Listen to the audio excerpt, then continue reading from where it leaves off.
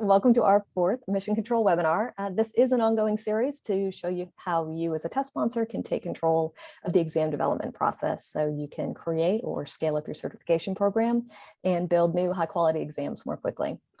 We have had several earlier sessions. You don't have to have attended any of those to do this one. They're all kind of standalone, but they do build on each other a little bit as far as how the process works. So if you missed any of our earlier sessions on job task analyses, item writing and review, or beta testing, you can find those recordings on our website or just reach out to us and we'll get those to you. So our series is presented by Certiverse. If you're not yet familiar, we are an all-in-one end-to-end online exam development and delivery platform. So our award-winning technology is designed to make every step of creating a test more efficient, more inclusive, less costly, and easier on the environment. We would love to tell you more about how we do that. So just let us know after the webinar or visit certiverse.com to schedule a time to talk.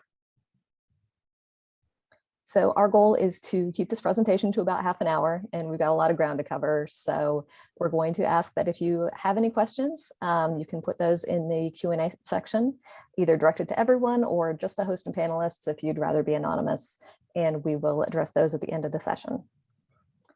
I'm Andrea Brown. I am the VP of Marketing for Certiverse, and but most of this session will be led by our Chief Psychometrician, Alan Mead. So with that, Alan, could you go ahead and introduce yourself and let us know a little about your background?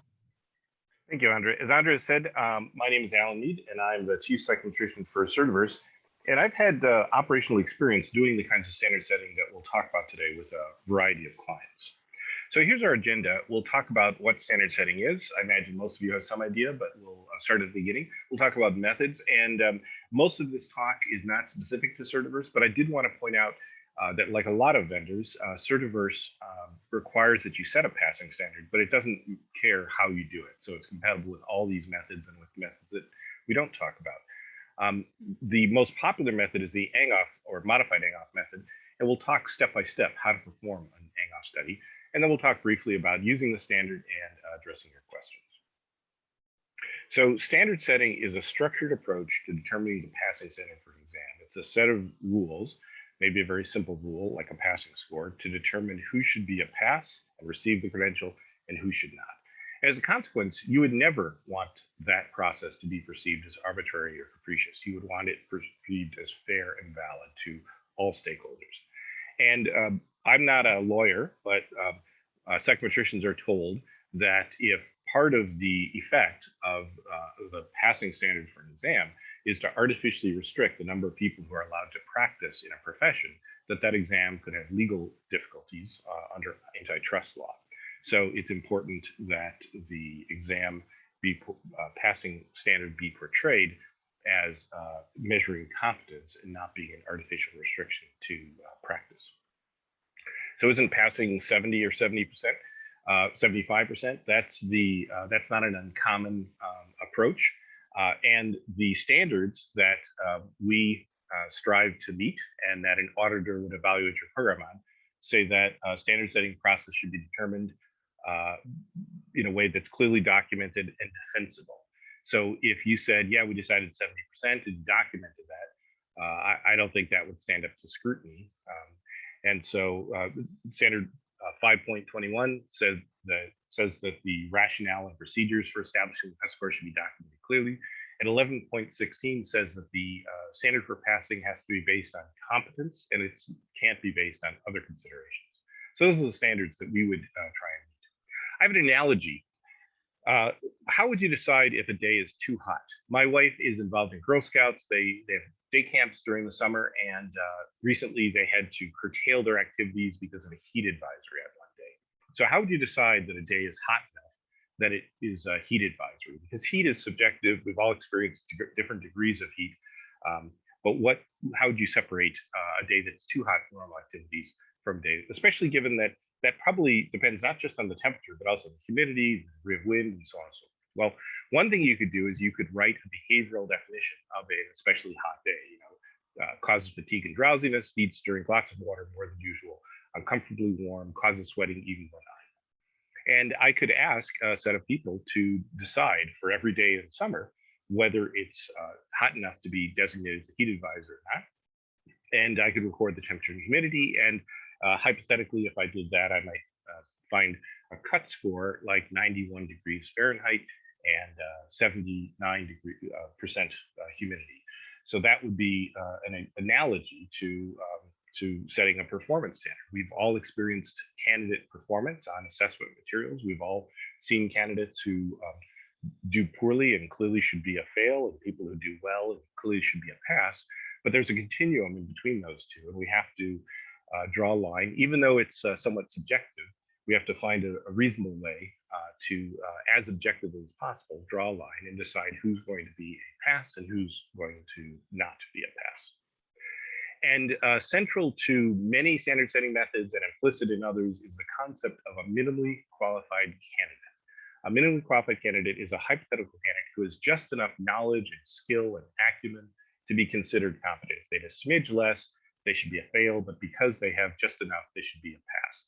And so they're like the walking embodiment of the passing score.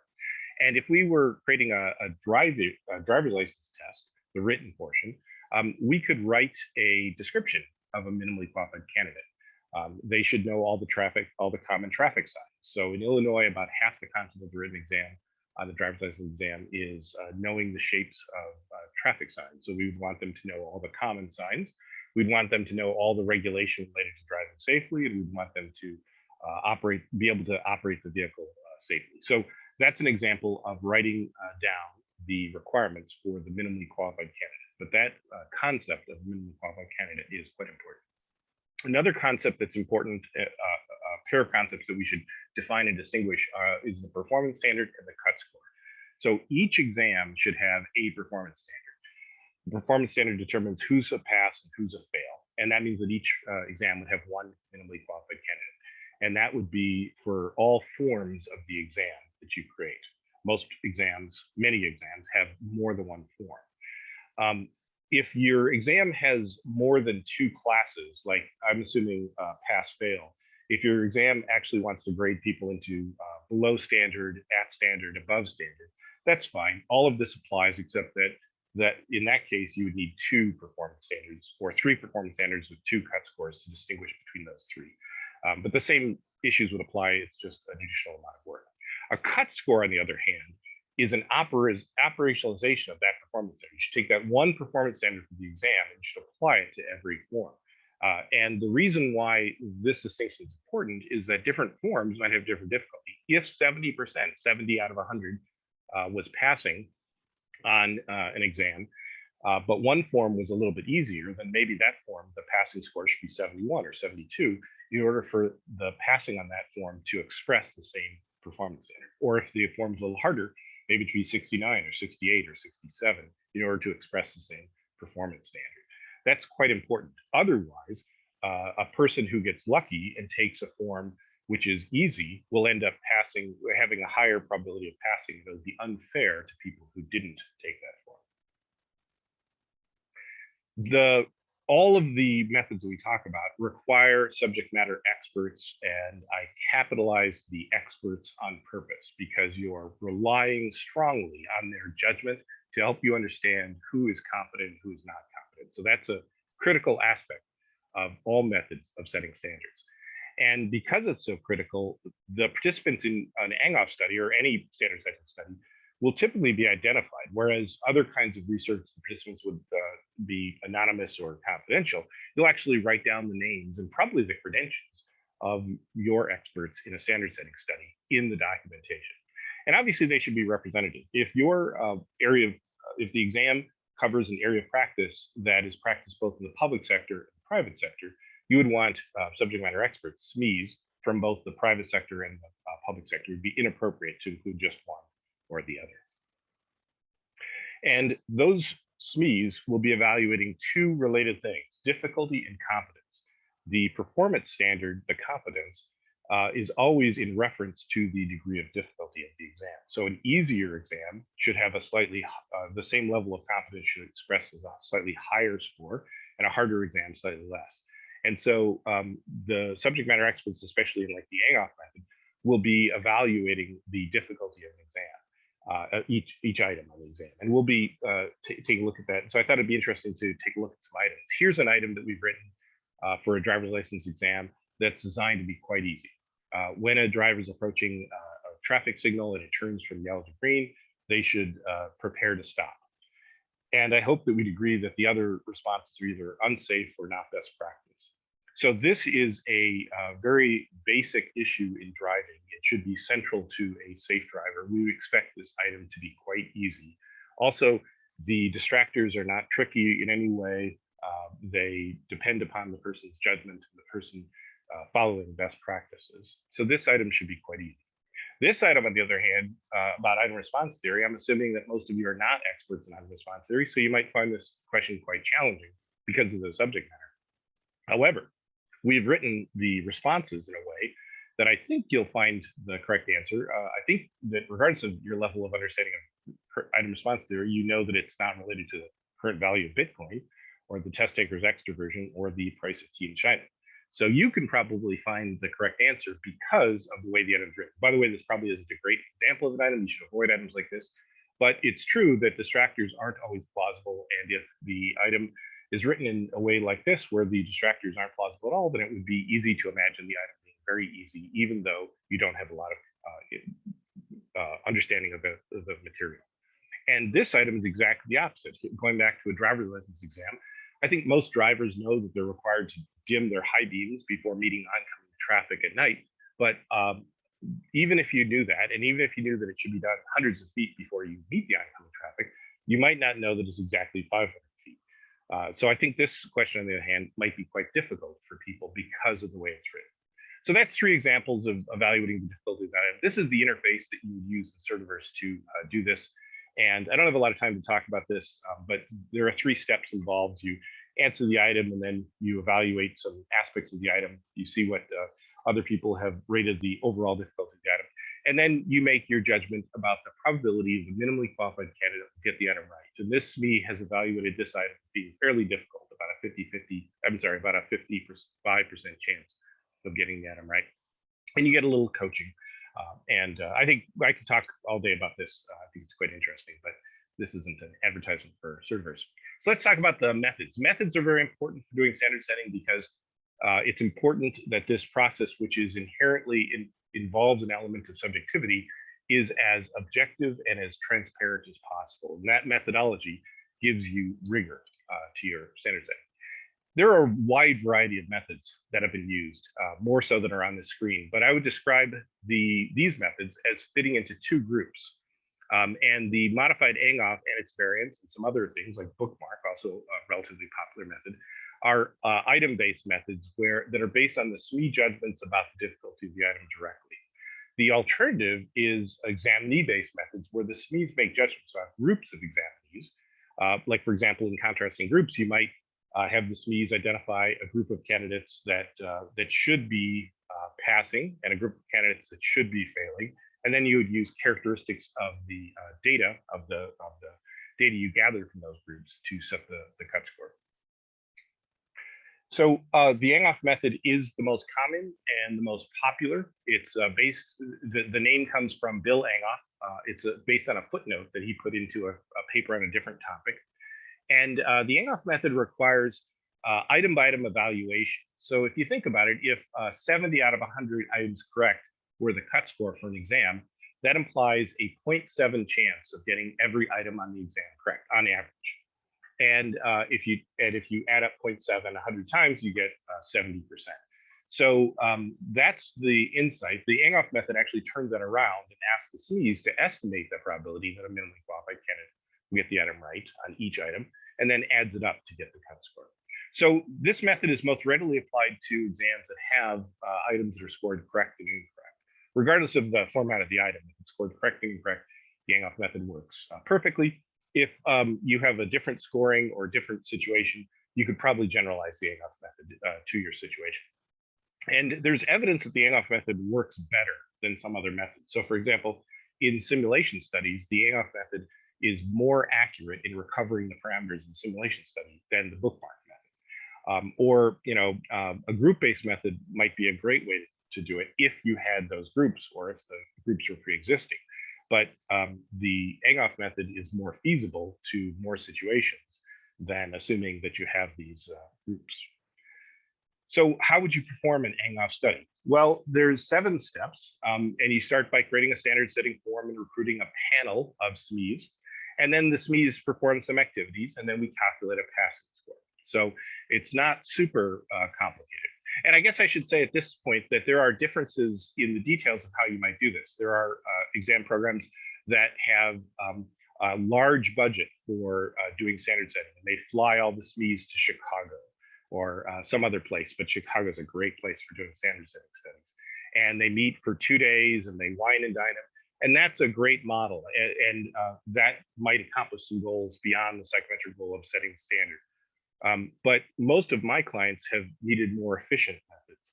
And so we've set up a process that's more efficient. You could still use it in the first situation. You could have everybody on a laptop using it in a meeting, but you can also use it in a way that's more remote. So the first step is to select items for the standard setting form. And this isn't fundamentally different from selecting items for any form. The standard setting form needs to be content valid and reliable. You'd probably select the items the way you would for any other form. It does not need to be an operational form, and it doesn't need to be full length, but it does need to be reliable. And I'm going to talk about supporting equating at a later point, but that probably puts some constraints on selecting the items as well. Then you need to recruit a panel of subject matter experts, of SMEs. And there are 2 competing principles at work here. One is that there's error associated with making an estimate. And the larger the sample of SMEs, the smaller the error. So you would like a large sample of SMEs. But the competing principle is that for the ANGOF method, they need to be able to discuss the items as a group. And so too big a group causes that discussion to break down. So I would say that somewhere between 6 and a dozen or a bit more is a good sample size. If you have more than that, and if you have an efficient way to do parallel groups, I would strongly recommend that you break them into 2 or 3 or whatever and do parallel groups of 6 to 12. And it's very important that they be bona fide experts because their evaluations will be determining competence in your exam. So then there are some activities, and again, this could vary a little bit, but the way I do standard setting is I have an initial meeting. It could be brief or fairly long, and it could be in person or virtual, in which we overview the process to the subject matter experts. They've been selected as subject matter experts with the key term being expert, but they're not experts probably at test development. They're experts at a content area. So our purpose is to orient them to what they'll be doing and how important that activity is. And define the minimally qualified candidate, either in that meeting, or maybe you've already developed a minimally qualified candidate description, and you want to show that to them, explain it to them, have them validate it. But having a good definition of the minimally qualified candidate exiting this meeting is extremely important. And then another thing that's extremely important is doing some calibration rounds of the evaluations that they'll be doing. So that which calibrates the group and solidifies the definition of the minimally qualified candidate. So what you'll do as you move into this phase is the whole group will read an item, and each SME will estimate the probability that the minimally qualified candidate will answer that item correctly. And you'll record those in a way that the group can see all the estimates, and some of them will be lower and some will be higher. And then you ask the folks who had a lower score, Alan, why did you estimate it be 50%? And David, why did you estimate it be 90%?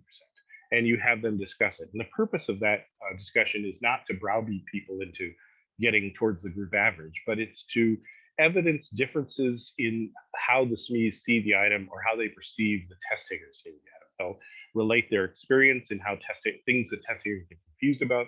There was an item recently that was quite long.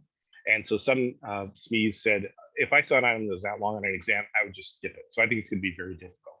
And other SMEs said, well, I see that, but the actual content is quite easy. So if they scan the item at all, they're going to realize it's easy and they're going to answer it. It's going to be easy. So they then discuss that. And after that discussion, you allow them, but not require them, but allow them to revise their estimate of how probable the minimally qualified candidate is to answer that correctly. Then you move on to the next item. You do several items like that in the initial meeting. And here's an example of what that might look like. We've got 3 items here. We've got 3 subject matter experts. I think David's in the audience. Hi, David. And of these items, the item 33, there's fairly good agreement, and item 26 is one of the worst agreement. Daya is estimating it a 34% chance, and David was 73, so we would ask them about that in the discussion. The next step is to evaluate the items. And some programs, some exams might decide to just continue that group evaluation throughout the entire standard setting form, and that's it, which is definitely an option. But that process loses, in my opinion, based on research from social psychology about how groups perform best, that interaction works best at the beginning, but it would be a less efficient way to do all the items. So if I were running a 2-day meeting, I would have people, working independently at a table. You could also be doing this remotely so that the initial meeting ends and they go off, and this is homework they have to do before the second meeting. But they individually evaluate each item in the same way that we talked about the calibration rounds. And the time required to do this varies dramatically by the content. Some content is mathematical or requires debugging code or requires derivation, and that obviously would take longer. But many certification exam items are about a piece of knowledge. The person reviewing the item is an expert. They know that piece of knowledge and they understand the issues. And so usually it's fairly brief. And so I would estimate somewhere between 2 and 8 hours for a 100-item exam to do all the remaining evaluations.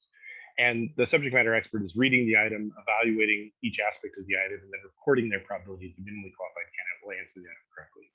Then we do some analysis, and I have a picture of that. This is the data we just saw, and we sorted the items by the standard deviation, which is the larger the standard deviation is an indication of the more disagreement. So the analysis is pretty simple.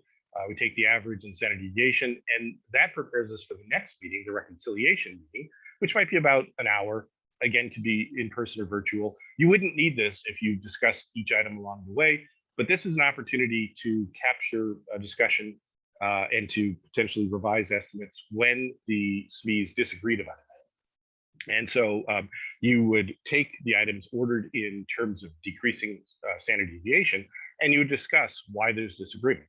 You would show the group all the estimates, and you would ask, Daya, why did you say that would be a 34? And David, can you share your reasons why you said item 22 would be 73? And then the group discusses it, and then they have an opportunity to revise their estimates.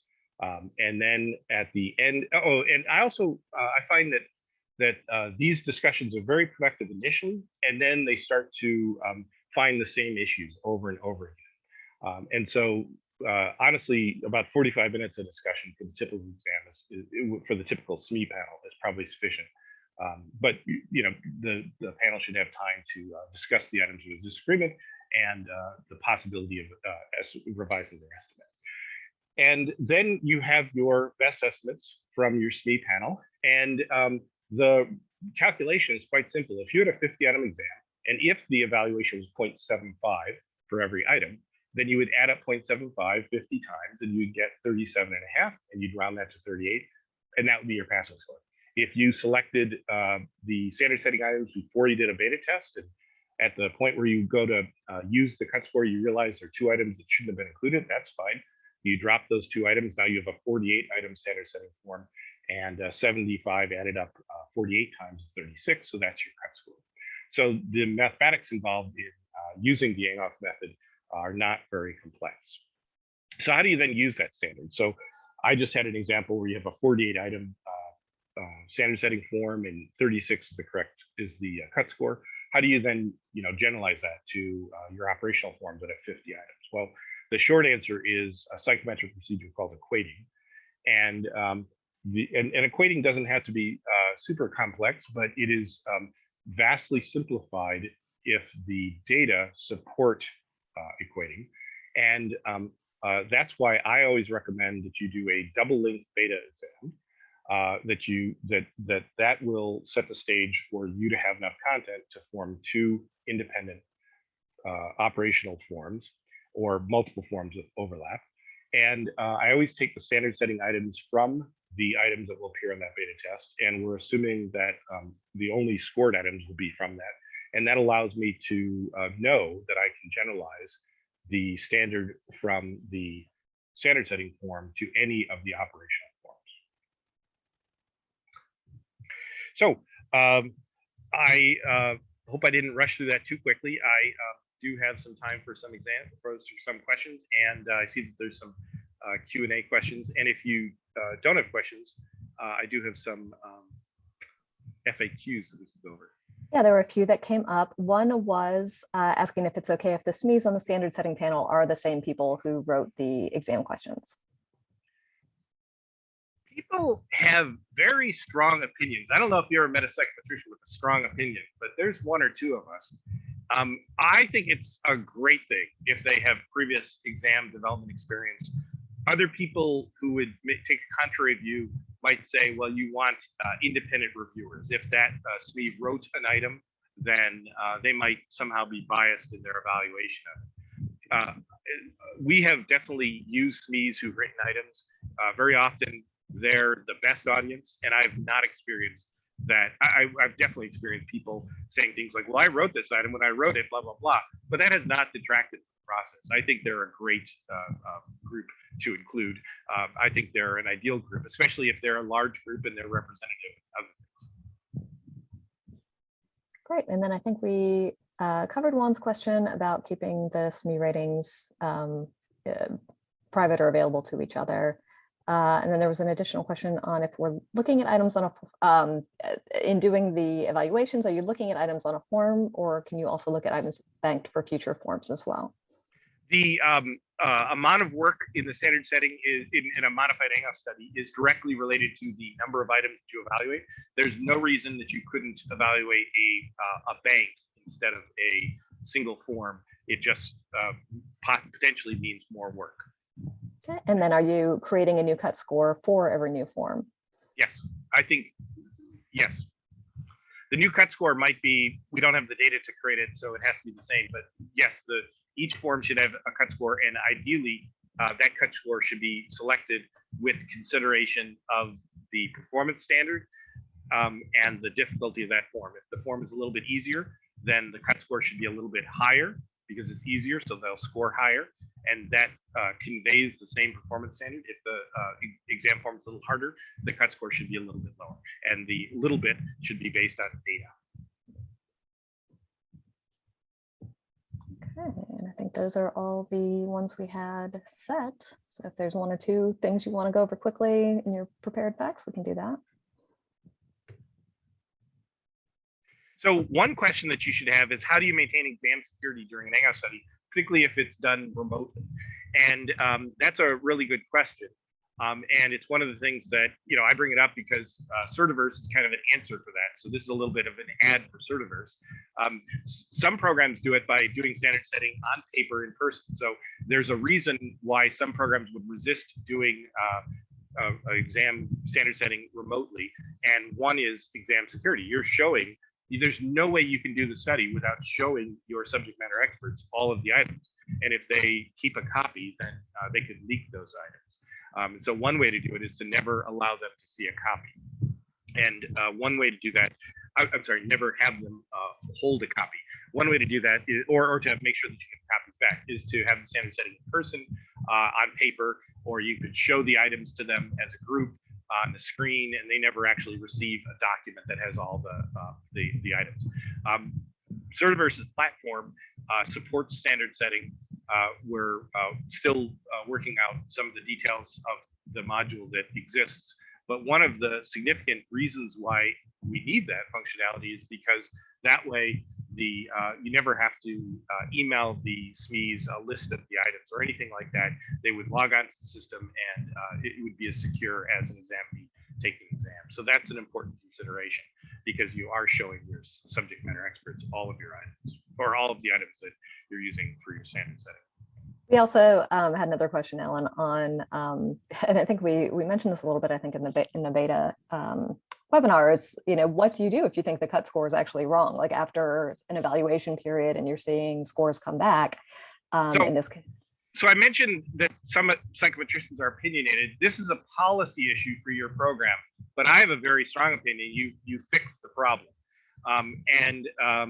sometimes programs are reluctant to fix the problem because they feel obligated to go back and rescore everyone. You know, if you find that the cut score is too high, you might feel obligated to go back and fix it for previous test takers, and that actually, in some cases, might prevent them from fixing a problem. And I disagree with that approach. I think if you find a problem, you should fix it. It is much better for you to fix the problem and to have future examinees. I have definitely, and by the way, I should say that the Angoff method is a subjective method that's one of the best available, but subjective is not as good as empirical data. The Angoff method could tell you that there's a cut score. You could implement that, and then you could be dismayed by the passing being too high or too low. And I would consider that a significant problem that needs to be fixed by adjusting the cut score after that to reach a point that seems appropriate, that does not seem dismaying. But that's a policy issue. Great. The answer is that this deck will be available. I don't know if we have time for one other question. One thing, I think we are out of time. One question that came up is, do you need both a beta exam and a standard setting? And the answer is ideally yes. Both are best practices. They address slightly different issues. The beta test is focused on identifying items that are poor quality or miskeyed, and the standard setting is focused on identifying the performance standard. And you put the two together, and you can do things like estimate what the passing score would be, and possibly identify problems with the level set by the SMEs before you go live. Are we out of time, Andre, or are we? That's about it. So I think if people would like to follow up or have any other questions, they are more than welcome to reach out to us. Answers@certiverse.com is a great email that will direct you to wherever you need, or you can always explore the website at certiverse.com for more information. So thank you all so much for joining us today. That was a great conversation. Alan covered a ton of things as clearly and rapidly as I think is probably humanly possible. So we appreciate his time, and thank you all for being here. Again, for those who ask questions, you can, we will have this available. We will actually put the whole recording up with transcription and all of those things. So it'll take a little bit to get that online, but you can see all of the previous webinars on our website as well. So we hope to see you next time. This is an ongoing series, so you can continue to get your answers about exam development. Thanks so much. All right, have a great day.